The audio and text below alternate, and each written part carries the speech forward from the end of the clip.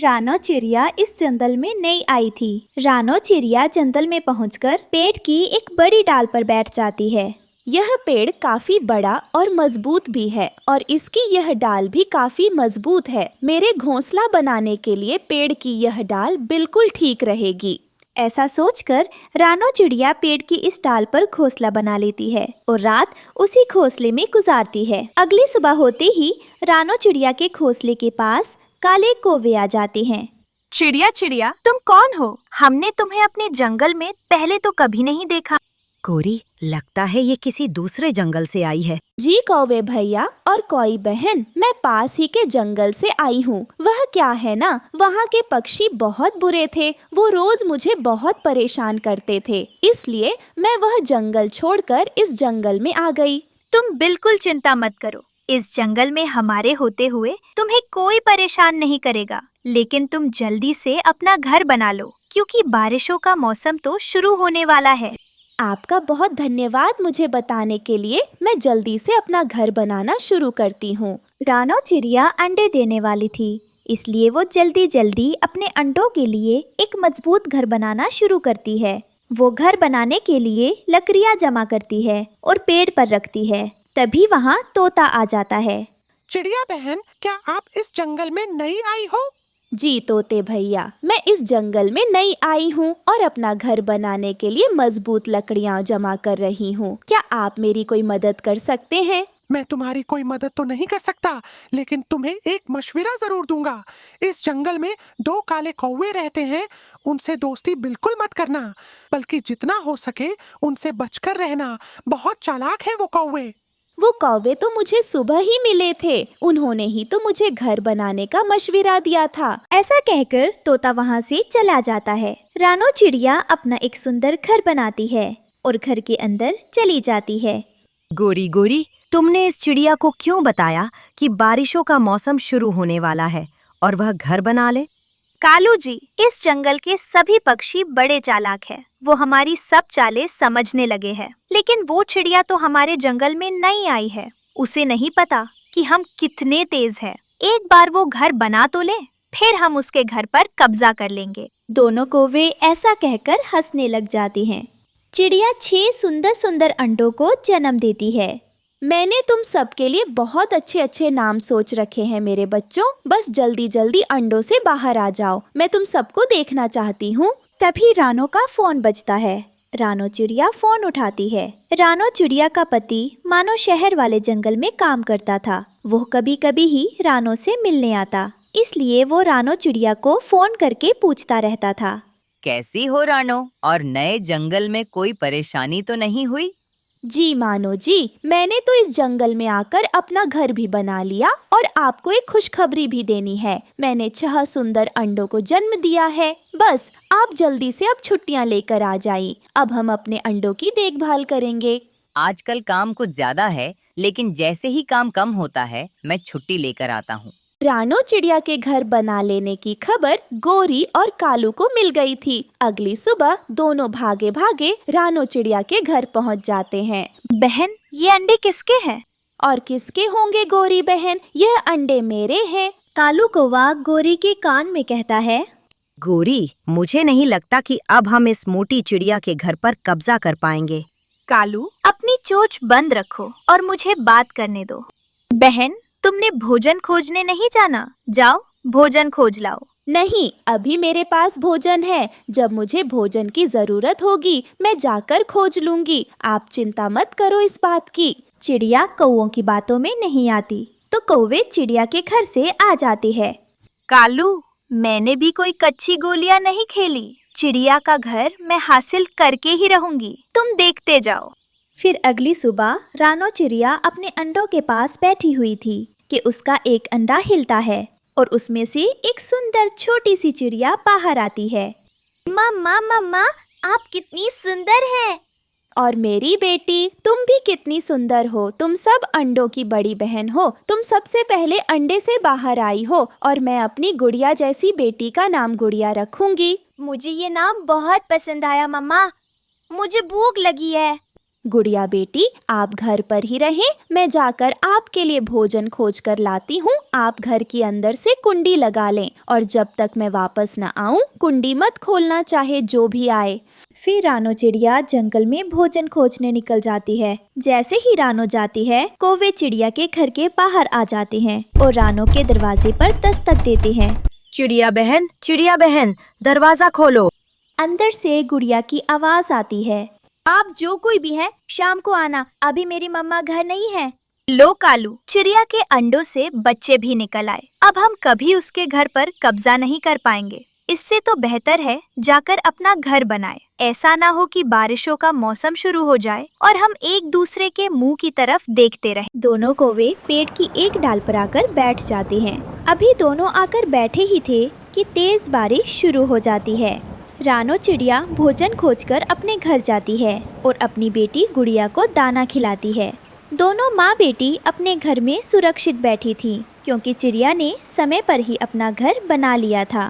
कालू, लगता है हमें अपना आखिरी दाव खेलना ही होगा। मुझे इस चिड़िया का घर चाहिए। चलो मेरे साथ, तुमसे तो कुछ नहीं होगा। लेकिन तभी मानो भी वहाँ आ जाता है। तुम दोनों कौवे किस सांप की बात कर रहे हो? मेरे घर तो कोई सांप नहीं घुस रहा। क्यों मेरी पत्नी को डरा रहे हो? भाई साहब, आप कौन है? मैं रानो का पति हूँ और तुम दोनों मेरी पत्नी को परेशान करना बंद करो। भाग जाओ यहाँ से। मानो को देखते ही दोनों कौवे वहाँ से भाग जाते हैं और मानो अंदर आकर रानो चिड़िया को सारी बात बताता है और रानो और मानो हंसने लग जाते हैं। प्यारे दोस्तों, आपको ये कहानी कैसी लगी कमेंट में ज़रूर बताएं और इस कहानी को लाइक, अपने दोस्तों के साथ शेयर और चैनल को सब्सक्राइब करना बिल्कुल मत भूलना। आपका धन्यवाद। जंगल में तेज बारिश हो रही थी। गुड़िया अपनी मम्मा का इंतजार कर रही थी। घोंसले में रानो चिड़िया का एक अंडा पड़ा था। गुड़िया उस अंडे के पास बैठी रो रही थी। मम्मा प्लीज जल्दी आ जाइए, मुझे आपकी बहुत याद आ रही है। तभी जोरदार बिजली गरजती है। गुड़िया बहुत डर जाती है और भी जोर से रोने लगती है। पता नहीं मम्मा कहाँ रह गई, मुझे बहुत डर लग रहा है। बारिश तो और तेज होती जा रही है, पता नहीं मेरी मम्मा कैसे आएंगी। रानो चिड़िया एक मीठा फल लेकर पेड़ की डाल पर बारिश से बचने के लिए बैठी हुई थी। मेरी बच्ची मेरा इंतजार कर रही होगी। पता नहीं मेरी बच्ची किस हाल में होगी, उसे जरूर मेरी याद आ रही होगी। मेरी बच्ची, तुम चिंता मत करो, मैं जल्दी ही तुम्हारे पास लौट आऊंगी। तभी वहाँ दोनों काले कौवे आ जाते हैं। मोटी चिड़िया, बारिश के मौसम में भी तुझे चैन नहीं है? भोजन लेने निकल आई? चल, अच्छा किया जो निकल आई। अब जल्दी से अपना भोजन हमें दे दे, हमें बहुत भूख लगी है। गोरी बहन, मेरी बेटी घर में अकेली है, मुझे जल्दी घर लौटना है। बारिश थोड़ी कम हुई है, मुझे जाने दे। ऐसे कैसे जाने दे? यह मीठा फल हमें दे दे, फिर जहाँ मर्जी जाना। मैं तुम दोनों दुष्ट कौवों को अपना मीठा फल नहीं दूंगी। मैंने यह भोजन अपनी बेटी के लिए खोजा है, वह भूखी है और मेरा इंतजार कर रही होगी। लेकिन दोनों कौवे बहुत चालाक थे। वो जल्दी से रानो चिड़िया का मीठा फल उठाते हैं और वहाँ से भाग जाते हैं। दुष्ट कौवों, तुम दोनों के पेट में मेरा मीठा फल खाकर दर्द हो, तुम दोनों को मेरा मीठा फल हजम ना हो। ऐ ऊपर वाले, अब मैं क्या करूं? मेरी बेटी घर में मेरा इंतजार कर रही होगी, उसे जरूर भूख लगी होगी। रानो चिड़िया भोजन की खोज में आगे निकल जाती है। कौवे वहाँ से चले जाते हैं। गुड़िया अपनी मम्मा का इंतजार करते हुए रो रही थी। तभी चील कौवों के घर आती है। तुम दोनों ने कहा था बड़े पेड़ की डाल पर रानो बैठी है, लेकिन वहाँ तो कोई नहीं था।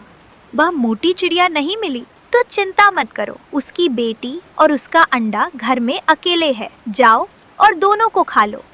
बच्चे पक्षी का नरम नरम मांस और साथ में एक अंडा। वाह, आज तो मेरी दिवाली हो जाएगी। वैसे तुम दोनों बहुत चालाक हो। चील रानो चिड़िया के घर की तरफ उड़ती है। जैसे ही गुड़िया चील को घर की तरफ आता देखती है, वो जल्दी से खिड़की बंद करती है और अंडे के पास जाकर बैठ जाती है। मम्मा प्लीज जल्दी आ जाइए, चील हमारे घर की तरफ आ रही है, मुझे बहुत डर लग रहा है। चील दरवाजे पर जोर जोर से दस्तक देने लगती है। मैं भी देखती हूँ कब तक अंदर छुपी रहती है। अगर तुमने दरवाजा नहीं खोला तो मैं दरवाजा तोड़कर अंदर आ जाऊंगी और तुम्हें और अंडे दोनों को खा जाऊंगी। इधर रानो चिड़िया पुराने कुएं के पास बैठी थी कि उसे किसी के रोने की आवाज सुनाई देती है। वो बड़ी झाड़ियों की तरफ जाती है तो वहाँ लोमड़ी घायल हालत में पड़ी थी। उसका पंजा इंसानों के जाल में फंसा हुआ था। लोमड़ी, तुम घायल कैसे हुई? चिड़िया, मेरी मदद करो। मेरा पंजा इंसानों के जाल में फंस गया है। अगर तुम मेरी मदद करोगी तो मैं वचन देती हूँ, जब भी तुम्हें मदद की जरूरत होगी मैं जरूर मदद करूँगी। लोमड़ी दी, मैं मदद तो कर दूं, लेकिन ऐसा ना हो जाल से निकलते ही तुम मुझे खा लो। नहीं चिड़िया, प्लीज मेरी मदद करो। मैं घायल हूँ, मैं तुम्हें नहीं खाऊंगी, वचन देती हूँ। रानो चिड़िया लोमड़ी का पंजा जाल से छुड़ा देती है। तुम्हारा बहुत धन्यवाद रानो। अगर तुम मदद ना करती तो शायद दर्द से मेरी जान चली जाती। थोड़ा आगे जाने पर रानो को अमरूद का पेड़ दिखाई देता है। वह अमरूद तोड़कर घर की तरफ उड़ती है, लेकिन घर पहुंचकर देखती है कि बाहर चील बैठी है। ऐ ऊपर वाले, मेरे घर के सामने तो चील बैठी है, कहीं उसने मेरे बच्चों को तो नहीं खा लिया। अगर मैं गई तो वह मुझे भी खा लेगी। अब मैं क्या करूं? तभी रानो को लोमड़ी की याद आती है और वो जल्दी से लोमड़ी की गुफा में पहुंचती है।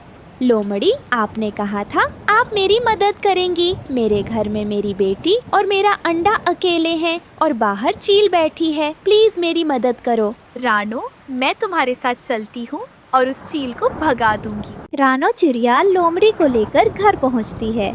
जैसे ही चील देखती है कि रानो लोमड़ी को साथ लाई है, वो वहां से भाग जाती है, क्योंकि वो अकेले लोमड़ी और रानो का मुकाबला नहीं कर सकती थी।